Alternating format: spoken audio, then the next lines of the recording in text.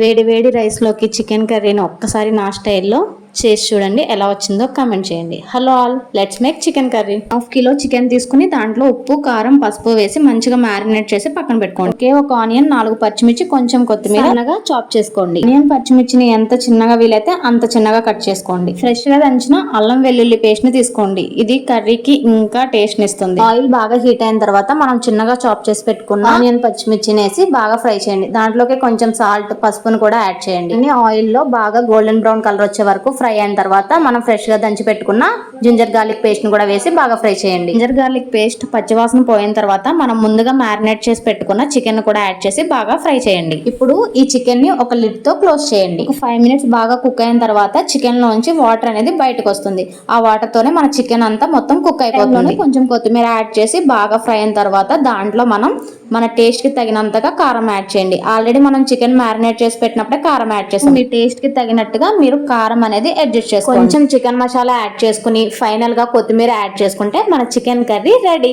నాకైతే ఈ chicken curry చాలా బాగా నచ్చింది. మీరు కూడా ట్రై చేసి ఎలా వచ్చిందో నాకు కమెంట్ సెక్షన్ లో షేర్ చేయండి. నాకు కొత్తిమీర ఫ్లేవర్ కొంచెం ఎక్కువ ఇష్టం కాబట్టి నేను ఇంకొకసారి కొత్తిమీరని యాడ్ చేసుకున్నాను. ఇప్పుడు వేడి వేడి రైస్ లోకి ఈ చికెన్ కర్రీని కలుపుకొని తింటే చాలా బాగుంది.